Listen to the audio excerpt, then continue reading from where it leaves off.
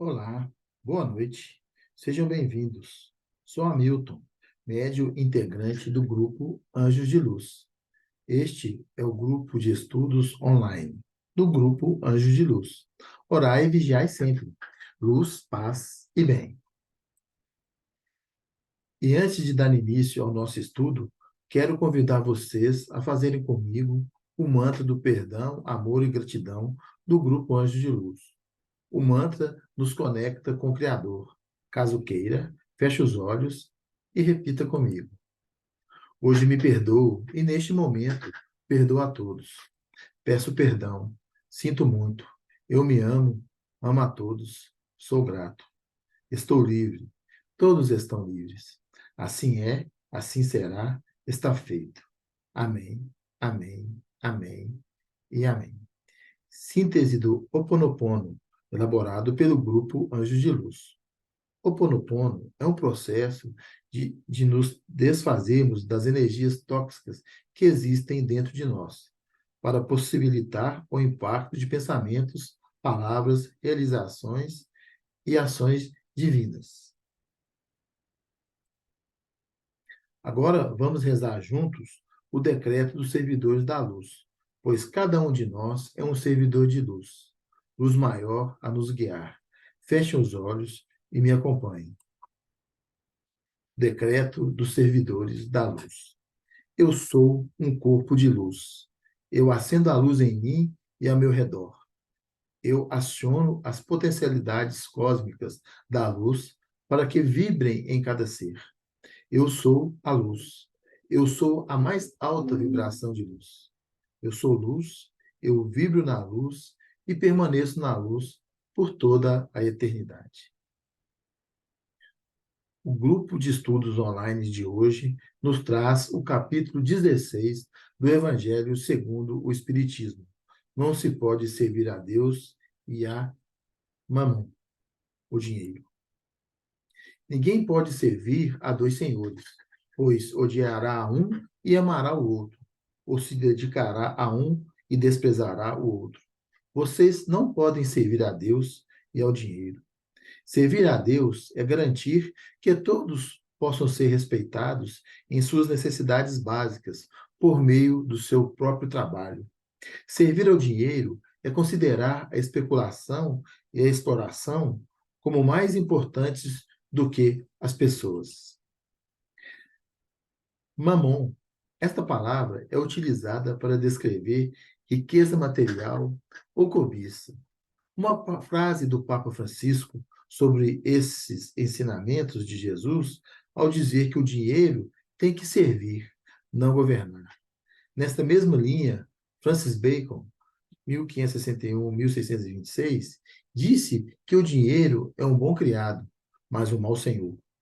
Milor Fernandes, 1923 a 2012, com seu nato senso humorístico, dizia que o dinheiro não só fala, como faz muita gente calar a boca. O objetivo da criação do dinheiro foi facilitar a troca e servir como intermediário geral, rompendo com os obstáculos que os outros tipos de moedas apresentam. No entanto, sua existência e importância não condizem com a forma pela qual é utilizado pelos homens e não é de agora. Por dinheiro, Judas traiu Jesus. Por ele, são proclamadas guerras. Desvirtuam-se princípios éticos e morais e tantas outras mazelas. Um dos princípios mais abalados pelos efeitos nocivos do dinheiro é a honestidade, muito embora numa proporção epidêmica, seja uma questão cultural. O dinheiro impulsiona o funcionamento do mundo, mas não podemos tê-lo como uma mão. Representando o terceiro pecado, a ganância ou a avareza, uma vez que seria uma nova forma de escravidão. O que o homem possui? Nada do que é de uso do corpo, tudo o que é de uso da alma. O que é de uso da alma? A inteligência, os conhecimentos, as qualidades morais. Isso o que ele traz e leva consigo. O que ninguém lhe pode tirar. o que lhe será de muito mais utilidade no outro mundo do que neste. Depende dele ser mais rico ao partir do que ao chegar. Tudo que tiver adquirido em vida resultará a sua posição futura. Quando alguém vai a um país distante, constitui a sua bagagem de objetos utilizáveis naquele país. Não se preocupa com os que ali lhe seriam inúteis. Procedei do mesmo modo com relação à vida futura. Provisionai-vos de tudo que lá vos possa ser útil. A nossa chegada no mundo dos espíritos depende dos nossos haveres, o lugar para onde vamos. Não será, todavia, com o seu ouro que ele pagará o seu lugar. Ninguém lhe perguntará: quanto tinhas na terra? Que posição ocupavas? Eras príncipe ou operário? Perguntar-lhe-ão: que trazes contigo? Não se lhe avaliarão os bens, nem os títulos, mas a soma das virtudes que possua. Os lugares aqui não se compram, conquistam-se por meio da prática do bem. Aqui tudo se paga com as qualidades da alma. És rico dessas qualidades? Se és, seja bem-vindo e vai para um dos lugares da primeira categoria, onde se esperam todas as venturas. És pobre delas? Vai para uma das últimas, onde serás tratado de acordo com os teus haveres. Os bens da terra pertencem a Deus, que o distribuiu ao seu bom grado, não sendo o homem senão o usufrutuário, o administrador, mais ou menos íntegro e inteligente desses bens.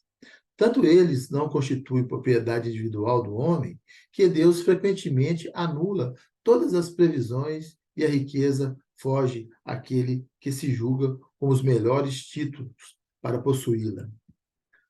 Poderá um homem usar e abusar de seus haveres durante a vida, sem ter de prestar contas? Permitindo-lhe que adquirisse, é possível, tendo em vista, recompensar-lhe, no curso da sua existência atual, os esforços, a coragem, a perseverança. Se, porém, ele somente utilizou na satisfação dos seus sentimentos ou de seu orgulho, se tais haveres lhe tornarem causa de falência, melhor fará não os ter possuído, visto que perde de um lado o que ganhou do outro, anulando o mérito de seu trabalho. Quando deixar a terra, Deus lhe dirá que já recebeu a sua recompensa. Não podeis servir a Deus e a Mammon. Guardai bem isso, em que lembrança vós a que o amor do outro domina. Vós que vendereis a alma para possuir tesouros, porque eles permitem elevar-se acima dos outros homens e vos proporcionam os gozos das paixões que vos escravizam. Não, não podeis servir a Deus e ao dinheiro. Se, pois, sentir vossa alma dominada pelas cobiças da carne, dai-vos pressa em arrancar o jugo que vos oprime. Deus, justo e severo, vos dirá: que fizeste dos bens que te confiei? Esse poderoso móvel de obras, exclusivamente o empregaste na tua satisfação pessoal? Amai-vos uns aos outros, a solução do problema. Elas guardam o segredo do bom emprego da riqueza. Aquele que se acha animado pelo amor ao próximo tem aí toda traçada a sua linha de proceder. Na caridade está para as riquezas o emprego que mais apraz a Deus. Refiro-me à caridade plena de amor que procura a miséria e a ergue sem a humilhar. Faze mais, dá um pouco do que te é necessário, mas dá com sabedoria. Não repilas os que se queixam, com receio de que te engane. Vá às origens, alivia primeiro, em seguida. Avalie e vê se o trabalho, os conselhos, mesmo a afeição, não serão mais eficazes do que a tua esmola. Difunde em torno de ti, como socorros materiais, o amor de Deus, o amor do trabalho, o amor ao próximo. Coloca tuas riquezas sobre a base que nunca lhes faltará e que trará grandes lucros, a das boas obras. A riqueza da inteligência, deves utilizá-la como a do ouro. Derrama em torno de ti os tesouros da instrução. Derrama sobre teus irmãos os tesouros do teu amor, e eles frutificarão. Quando considero a brevidade da vida, dolorosamente me impressiona a incessante preocupação de que é para nós o bem-estar material, ao passo que tão pouca importância damos ao nosso aperfeiçoamento moral, a que pouco ou nenhum tempo reservamos. No entanto, o que importa para a eternidade diante das atividades que desenvolvemos? Trata-se de uma questão do mais alto interesse para a humanidade. Na maioria dos casos, quando temos condições de satisfazer as necessidades exageradas, a vaidade, ou de vos entregardes aos excessos, que de penas, tormentos cada um se impõe, que de noite de insônia para aumentar haveres, muitas vezes mais que suficientes. Frequentemente se encontram pessoas escravizadas a penosos trabalhos pelo amor imoderado da riqueza e dos gozos que ela proporciona, a se vangloriarem de viver uma existência dita de sacrifícios e de mérito, como se trabalhassem para outros e não para si mesmos. Insensatos! Credes então, realmente, que vos serão levados em conta os cuidados e os esforços que despendeis movidos pelo egoísmo, pela cupidez ou pelo orgulho, enquanto negligenciais do vosso futuro, bem como dos deveres que a solidariedade fraterna impõe a todos os que gozam das vantagens da vida social. Unicamente no vosso corpo haveis pensado. Seu bem-estar, seus prazeres foram objeto exclusivo da vossa solicitude egoísta. Por ele que morremos. Desprezastes o vosso espírito, por isso mesmo ele manda sobre o vosso espírito escravo do vil metal, nesse momento, contas severas lhe serão pedidas. Sendo o homem o depositário, o administrador dos bens que Deus lhe concedeu, vai querer saber o emprego que lhes haja ele dado em virtude do seu livre-arbítrio. O mau uso consiste em os aplicar exclusivamente na sua satisfação pessoal. Bom é o uso, ao contrário, todas as vezes que deles resulta um bem qualquer que seja feito para outra pessoa. O merecimento de cada um está na proporção do sacrifício que se impõe a si mesmo. A beneficência é apenas um modo de empregar-se a riqueza. Ela dá alívio à miséria presente, aplaca a fome, preserva do frio e proporciona abrigo ao que não o tem. Dever, porém, igualmente imperioso é meritório, é o de prevenir a miséria. Temos essa responsabilidade e esse dever. Sobretudo, a missão das grandes fortunas. Essa missão será cumprida mediante os trabalhos de todo gênero, que como elas se podem executar. Nem pelo fato que tirarem desses trabalhos legítimo proveito os que assim as empregam, deixaria de existir o bem resultante delas, porquanto o trabalho desenvolve a inteligência e a exalta a dignidade do homem, facultando-o dizer altivo que ganha o pão que come, enquanto a esmola humilha e desagrada. Parábola dos talentos. Ó vós ricos que a empregardes segundo as vistas do Senhor, o vosso coração será o primeiro a se beneficiar dessa fonte benfazeja. Já nesta existência, fruireis os inefáveis gozos da alma, em vez dos gozos materiais do egoísta, que produzem no coração o vazio. Vossos nomes serão benditos na terra, e quando a deixardes, o soberano Senhor vos dirá, como na parábola dos talentos: bom e fiel servo, entra na alegria do teu Senhor. Nessa parábola, o servidor que enterrou o dinheiro que lhe fora confiado é a representação clara dos avarentos, em cujas mãos se conserva improdutiva a riqueza. A todos os que podem dar pouco ou muito, direi, pois, dai esmola quando for preciso, mas tanto quanto possível, convertei-a em salário, a fim de que aquele que a receba não se envergonhe dela. Há um apego que absorve todos os outros sentimentos e paralisa os impulsos do coração.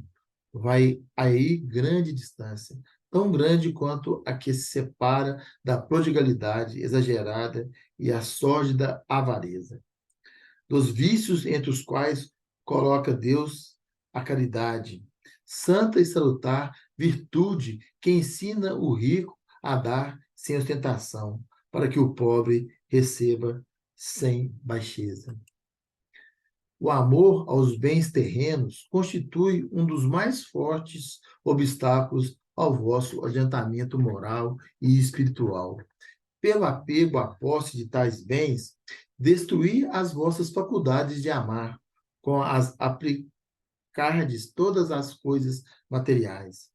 Nada vos pertence na terra, nem sequer o vosso próprio corpo. A morte vos despoja dele, como de todos os bens materiais.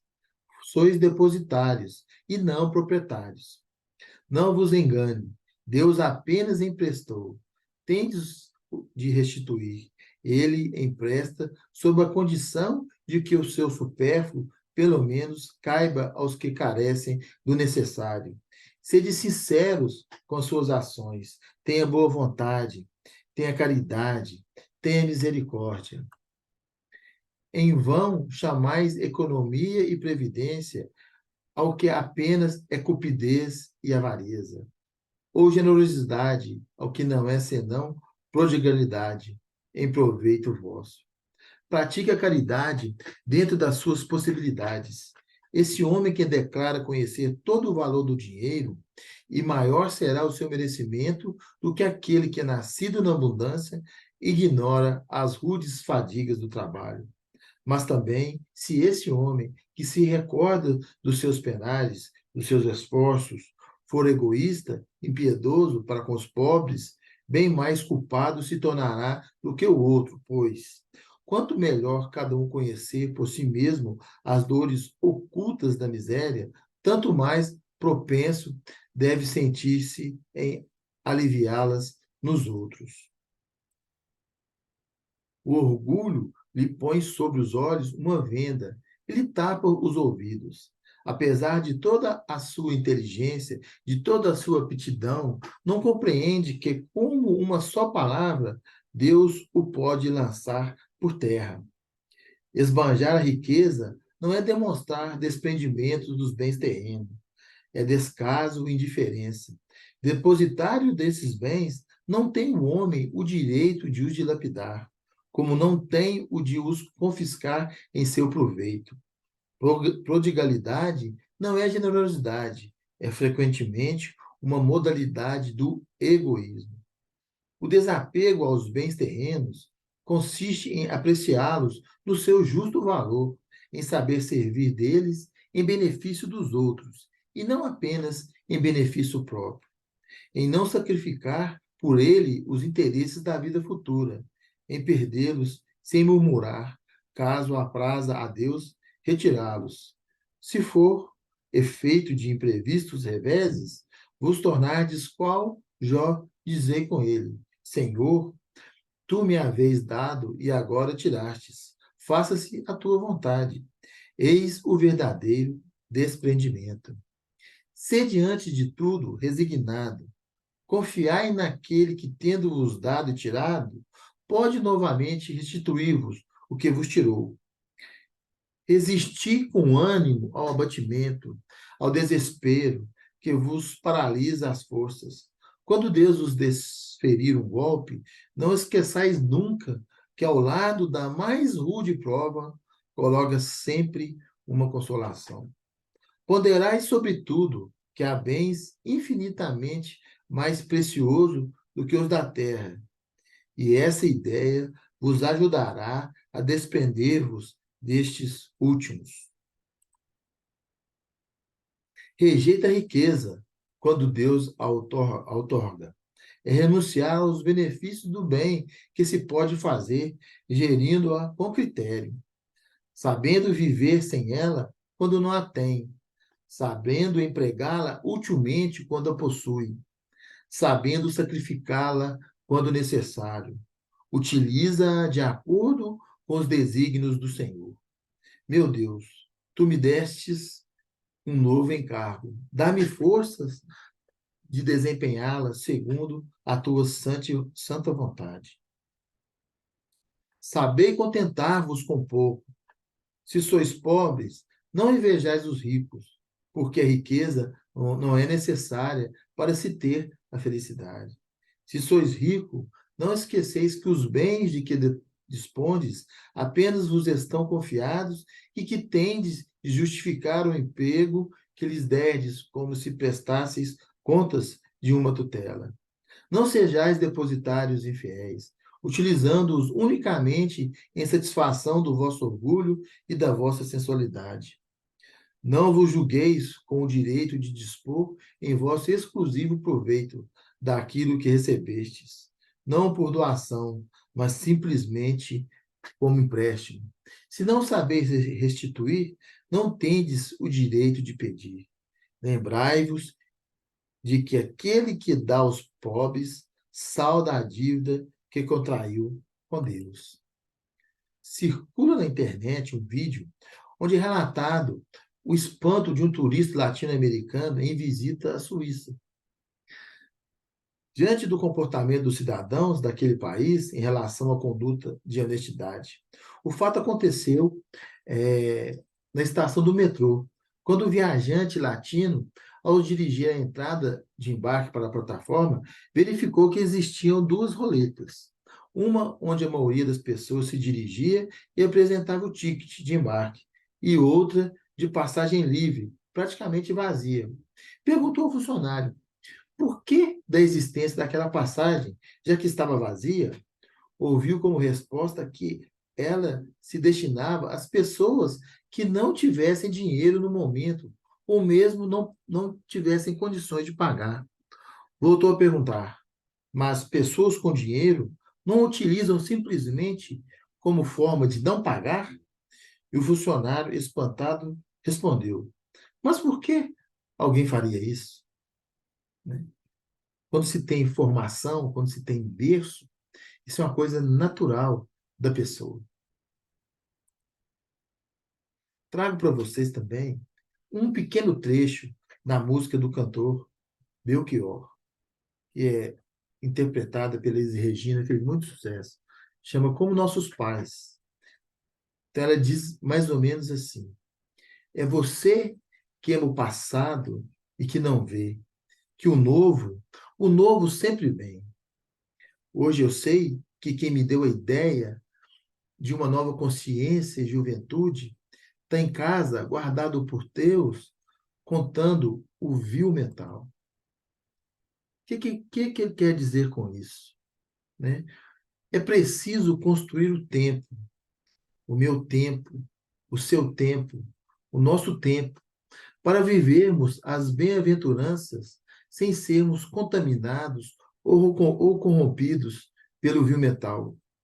Vamos transformar nossas vidas, vamos deixar o passado, construir uma nova consciência no presente, aqui e agora, alicerçada na boa vontade, na caridade, na misericórdia, no amor e na fé em nosso Senhor Jesus Cristo. Espiritismo, doutrina consoladora e bendita, Felizes dos que te conhecem e tiram proveito dos salutares ensinamentos dos Espíritos. Para esses, iluminado está o caminho, ao longo do qual podemos ler essas palavras que nos indicam o meio de chegarmos ao término da nossa jornada. Tenhamos boa vontade para a caridade prática, para a caridade do coração, para a caridade com o próximo, como para si mesmo. Numa palavra, caridade para com todos e amor a Deus acima de todas as coisas, porque o amor a Deus resume todos os deveres. É impossível amar realmente a Deus sem praticar a boa vontade, que é a base da caridade, da qual fez Ele, nosso Senhor Jesus Cristo, a lei para todas as criaturas. Perante a necessidade do estudo, da exemplificação, do bem, do auxílio ao semelhante, da cooperação no lar e na luta contra as indicações de nossas inferioridades, recordemos sempre que a boa vontade será a luz a clarear o nosso caminho, conferindo-nos força e ânimo para conseguir com o Senhor até a vitória final sobre nós mesmos. Não perca seu tempo se defendendo, nem tentando provar nada a ninguém. Sua consciência é seu mestre e seu guia. Só Deus sabe de suas intenções, de sua bondade e de seus defeitos. O que importa de verdade é o que você pensa de seus defeitos. O que importa de verdade é o que você pensa e sabe de si mesmo. Afinal, tudo é entre você e Deus. Muito obrigado. Nossos recados. No dia 14/8, atendimento fraterno. No dia 15/8, cirurgia espiritual à distância, oração e cura. No dia 24/8, encontro virtual. Agradeço a Deus, ao Cristo, a equipe médica do Grande Coração de Astério, representada por Dr. Helmut, nosso mentor do grupo Anjo de Luz, e todos vocês. Orai e vigiai sempre, luz, paz e bem.